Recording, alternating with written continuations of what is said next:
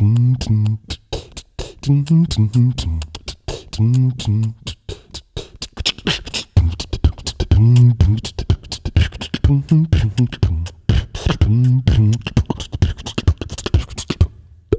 getting out, but we will start to negotiate, and we will see if we can make a deal that's fair. And if we can, that's great. And if we can't, that's fine.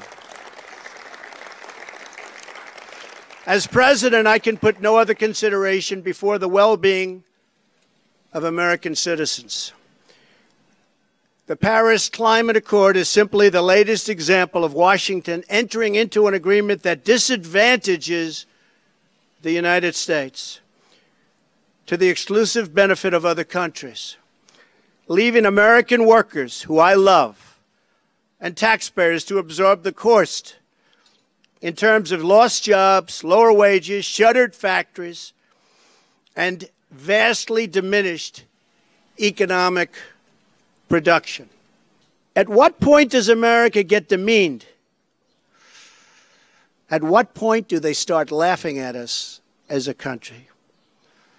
We want fair treatment for its citizens, and we want fair treatment for our taxpayers.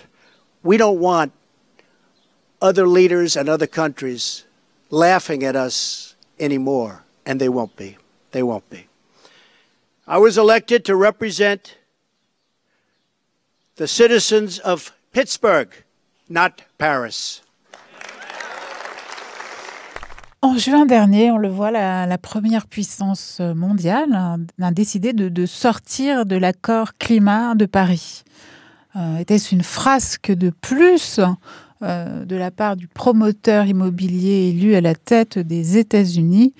Le philosophe que je reçois aujourd'hui, Bruno Latour, n'en pense rien. Comment ça, n'en pense rien? Vous ne pensez pas qu'il s'agit simplement d'une frasque de plus? Vous avez une hypothèse à ce sujet, une hypothèse dont vous avez fait un livre extrêmement troublant et original.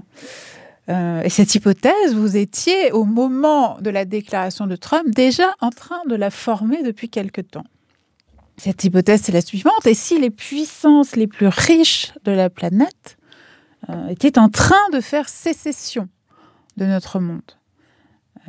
Et si un petit groupe de superpuissants en était arrivé à la conclusion qu'il n'y a plus assez de place pour tout le monde sur notre Terre, est en train, tout simplement, était en train d'abandonner tout simplement l'idée d'un monde commun. C'était une hypothèse qui était assez partagée, mais elle était partagée jusqu'ici par des gens comme Klein, des tas de gens qui s'intéressent à la question des inégalités liées à la question écologique. Mais c'était pas pris tout à fait au sérieux, que c'était une question géopolitique de première grandeur.